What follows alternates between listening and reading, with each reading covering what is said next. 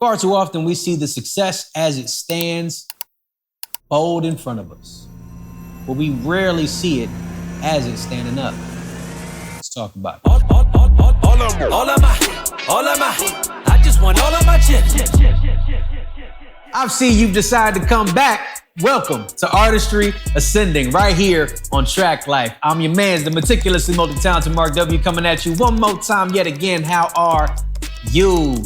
Today, we're peeling back a few layers to reveal the unseen part of the music industry. You know, we always see the pretty stuff that's sitting up on a shelf. You know, the glamorous lifestyle, the glitz, the lights, all that nice stuff. But today, that's not what we're talking about. We're talking about the grit, the late nights, the struggles, the self-doubt that you go through, behind the scenes look of what it means to be an artist. You ready? Let's talk about it. So the first question you're probably asking yourself is, why do we need to be transparent? That's a good question. For me, growing up, there was no transparency. We didn't have social media. My introduction into this whole world of music really was in the 90s. And at that time, we are dealing with artists where the only access you had to them was the music. Yeah, there were interviews, but there were few far in between. And if you didn't have access to a good television, then you didn't get to see those interviews. If you didn't have cable, you certainly didn't get those deep dives. So your only access was the music. So that had to be good. I adopted that mindset. So everything I did, I needed it to be top level, pristine, incomes, social media, where all they want is behind the scenes into who you are. More access. How did you make this? What does this look like? What did you go through? That helps the music. An argument can be made, though, that a lot of artists today, anyway, are really leaning towards that, the antics, the transparency, the behind the scenes look to help out their music. I can give you a bunch of examples, but the best one I have, actually two. Y'all remember Tekashi 6ix9ine? He had that song Gummo. It was hot, but that's not what we ultimately know him for. We know him for being a snitch. Even today, the only time we talk about him is in the matter of he's snitching, but he's still making music. Other example, Blueface. He had two hot songs. The one I can think of off top is Tatiana. But what we know about him more so nowadays is Kershaw Rock and him, and they always battling each other. Always some type of fight happening. We hardly hear about their music. Though they're constantly putting music out, we don't hear about it. I would argue to say that artistry is taking the back seat to being transparent. So yes, I think we need to be transparent as artists, but at what cost? Let's try to have an even balance here with being an artist and being transparent within that artistry. Let's keep talking about it. Speaking of transparency, yes, we're here at Track Life, and this is typically the final product, but that's not what this normally looks like on a regular basis. This is what Track Life looks like on a regular basis. This is what we're shooting in. This is what we set up in. This is the behind the scenes look. But what does that do for you? Does that get you excited when you do see the final product? It makes me excited because in the edit room, I know what it looked like and I know what you guys get to see. This was the access that me growing up, I didn't get. I didn't get to see how it looked getting made. But today, we potentially have access to every step of the way. We've seen plenty of artists give you a full-fledged tour of their album process, start to finish. They even put out documentaries for it. But what happens when the behind the scenes no longer supports what's happening? Like, example, we know Chance the Rapper does a lot of behind the scenes stuff. He's working. That gets you excited as a fan, but then if he never drops it, which he's notorious for, you lose interest quickly. And then when he does eventually put out the song that he previewed weeks, months, possibly a year ago, do you even care anymore? Or what about the artist who doesn't give you any behind the scenes look? Kendrick Lamar, he was gone for 5 years. We ain't hear nothing. The Black Lives Matter movement happened. He gave us an anthem with All Right, but that was back on Pimp a Butterfly. We in a new place. We wanted something different. We didn't get that. We got Mr. Morale and the Big Steppers. We didn't even know what to expect. Andre 3000 is another one who didn't give us any behind the scenes. The last time we heard him, it was on feature raps, and then we get a flute album. I'm not saying that he's not free to give out what he feels he must give out as an artist, but we had no insight as to how that was going to look. Behind the scenes is a powerful tool in today's society of social media. It can get a fan really excited. But what if you give them too much and then you let them down when you don't drop anything? Or what if you give them nothing at all and then they're blindsided with a fluid album and you lose a fan? These are balances that we got to strike as artists. But I'm going to ask y'all as consumers and artists that are out there, what does it mean when an artist gives you too much behind the scenes and they don't drop anything? What does that do for you? Does that kill the excitement? Or what if they don't give you any behind the scenes look and they just drop out of nowhere? Does that make you even more of a fan because you don't see that process? I come from a place where I didn't see the process. We just got the rollout. This is coming. We didn't get the behind the scenes. We just got the final product. But for you, what does that do for you? Tell me in the comments. Let's talk about it for a little bit. Here we're about to watch a clip of Vince Staples talking about some of his behind the scenes struggles. Now, we've been talking about the surface level behind the scenes, but here we really get a sense of the real behind the scenes. I mean, like what it really means to get to a certain place just to get to a certain place. But I'm not going to talk about it too much. Let's just watch it. People don't know the shit you got to do to get at least right here. I had to be Earl Hype Man and fold his clothes for 2 years. Make sure he got his printer on time and not do no songs. 2 years, yeah. $500 per diem per week. You know how much a one bedroom is in Long Beach? Right. $950. After that, we opened up for Mac Miller, sharing a room with the security guard, performing when the doors open in 15 minutes. Then Q led me on this tour. Know what I was doing, gave me a decent slot going before I was ever shot after audio push. Music not translating. Didn't know how to make it. Never met anybody who would tell me anything. He told me your songs are too slow. First person to ever try to help me. Wow. So I was like, that's not my friend. Your friend is just gonna support you because they're your friend. Right. Yeah, we opened up with Joey Badass. The whole time he paying for everything. Got a deal, had to pay him back. Cause was broke again. You gotta be all. Hear the nigga laughing? I'm not lying. You have to have this knowing that it may not work today, it may not work tomorrow, but this is the right thing. And if you don't believe in it, then you're not doing it. You haven't figured out Jay-Z the thing talking that at this part. yet. You feel it, and when you know, no one can tell you. You only have to be right. You only have to be right once. It's The Rock. Anyway, look. So Jay-Z talking at the end, that's a little added inspirational clip, but that's not to say that it's not pivotal. We definitely have to believe in ourselves wholeheartedly. And that goes back to what Vince is talking about. He talked about just trying to get on stage. He was the assistant for Earl Sweatshirt. Then he does a 15-minute set at the very top. I don't know if you know this, but being the first person to open just at a showcase is scary enough because you have to set the tone. There might not be a lot of people there, but when you're the first person to perform at a concert, you ever come to a concert before the main act is there? People are literally walking in and there might be 50 people in the building. They're talking loud. They're eating food in your face. Like I've seen all this. That's kind of disrespectful, but at the same time, the opening act, that's tough. And then he didn't get any type of help until Q took him aside and said, hey, this is a little too slow. And even then it was just haphazardly. It didn't really lend too much information. So all this to say that just to get to a certain point, you got to go through some stuff. This before he came out with Northside Long Beach, right? All before he came out with Northside Long Beach. And I think the person he was pointing to, just like me, I'm pointing to my producer. He was pointing to his manager. So you'll see him in another episode, technically, my producer. But we'll get to that later. My point here is being so transparent that other artists can get a real sense of what it means to make it. Because everybody sees the final product. Everybody sees the chains and the big cars or whatever bottle you popping in the club. That is extra. That's not making it.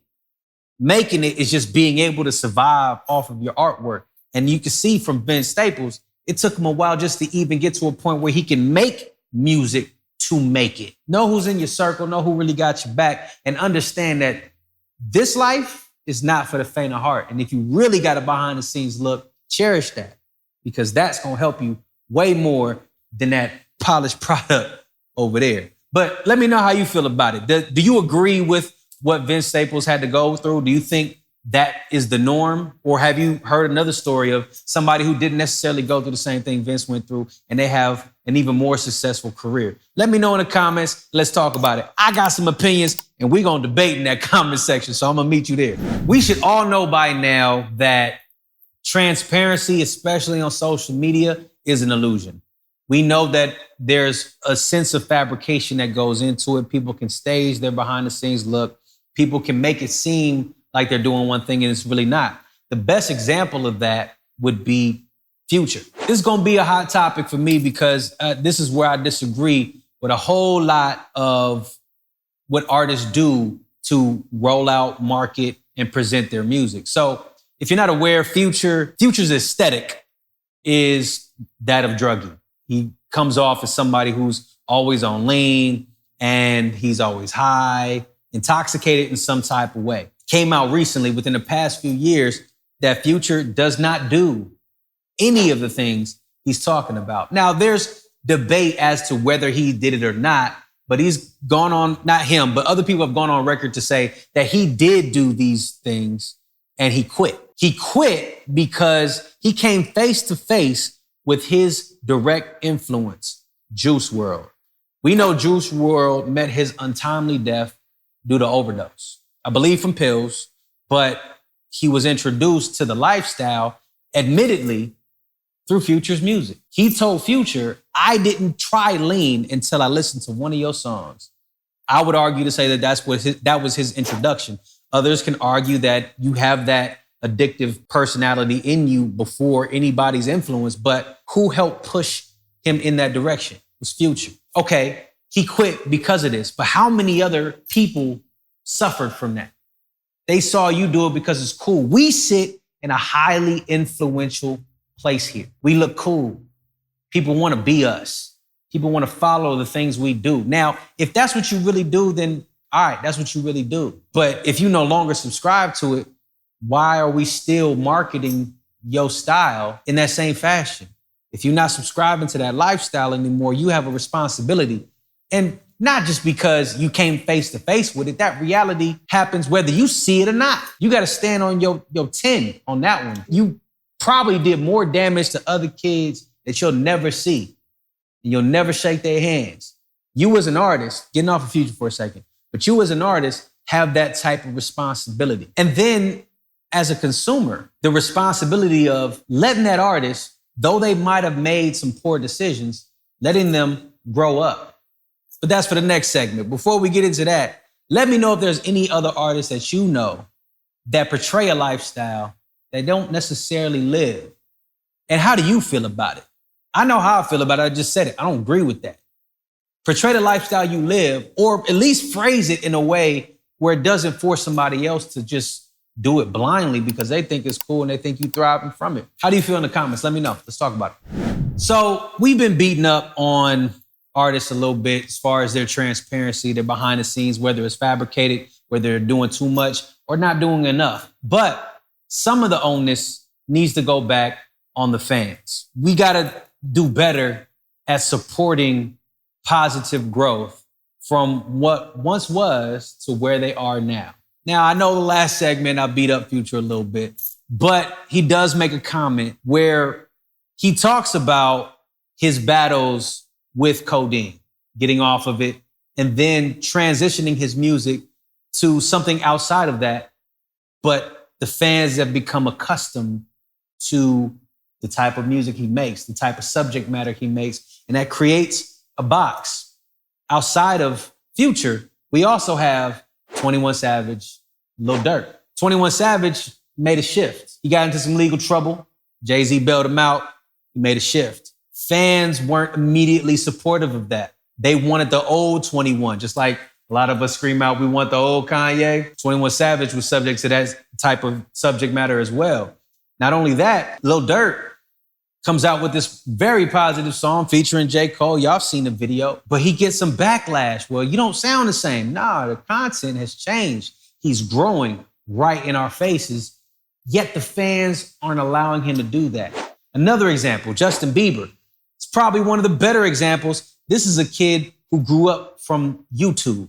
He literally grows up in our face. He goes through his puberty in front of us. He goes through his adolescent stage where he's rebelling. He thinks he's a thug. You can't tell me you can't name 5 people that you've seen grow up, put on a facade that they're harder than they actually are. What happens though? They grow up, they find out that life they're acting like is theirs is real, and there's real consequences to that, and they shift. Now Justin Bieber is, I'm not gonna say a Bible thumper, but he's definitely more spiritually inclined. He's tapping into his religion, and he's really subscribing to that lifestyle, yet people are not allowing him to forget that he's made these mistakes. Along that same line, Chris Brown. Now, Chris Brown is a special case because we looked at him like the next coming of Michael Jackson.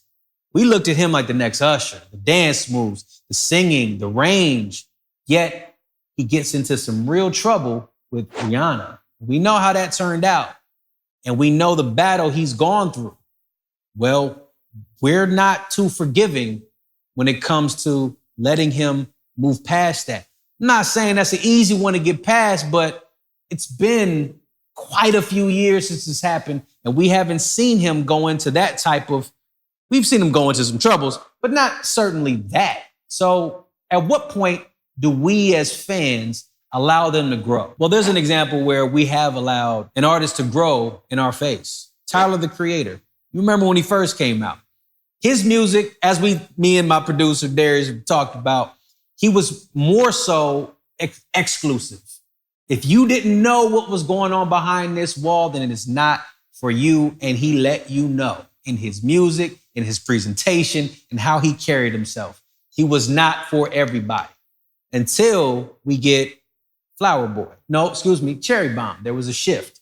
Then we got Flower Boy. Then we get Igor. Then we get Call Me When You're Lost.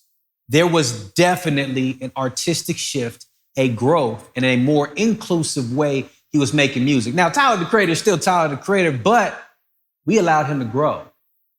And I'm asking you, as a fan, as an artist, what can we do to help facilitate the growth process in a positive way so that transparency is, in a real sense, not the fabricated, but behind the scenes look, becomes real, becomes something that we can hold on to. We see what you're doing behind the scenes. How can we help that become a reality to where we can appreciate where you're at now? Let me know in the comments, and we're gonna talk about it. Social media has opened up so much for us as artists. Like I said, when I was younger, transparency was not an access point that we all had. We had to learn about the artist through the music. But when social media came out, that gives us a different type of access. It's no longer, I learn about you in an interview on HBO or on MTV or BET. Now I can learn about you right there in my phone. I can even DM you directly. That's an access that we have to treasure. And we have a responsibility as artists to give them the real up to a certain point, because I ain't telling you to get into bed with them.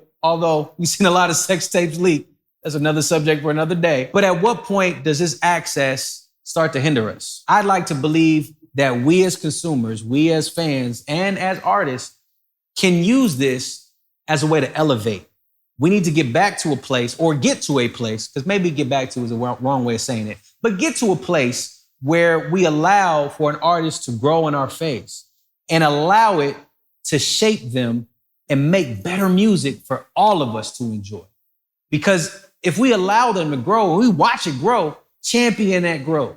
I know on a personal level, I see a lot of my friends, artist friends, go through things, and in the DM, I hit them up. Hey, man, that was great. You working on yourself, your physical health. Man, that's great. You hit the gym today. That's what's up. You finished a course that's going to help you write better. You finished a course that's going to help you in your academic pursuits. I tell these people that. I think you as a fan, you as an artist should also do the same thing to encourage people to grow. And I think the music will be all the better for it. I'd like to thank you for stopping by here at Track Life and watching me sit on this orange couch on Artistry Ascending. If you don't know who I am, I'm the meticulously multi-talented Mark W. coming at you one more time. Yet again, how are you? Make sure you follow us right here at Track Life. Subscribe, like, share it with a friend. You can always follow me on social media and do the same thing there. Until next time, tap in with me. You know I tap back. Peace. All of my, I just want all of my chips.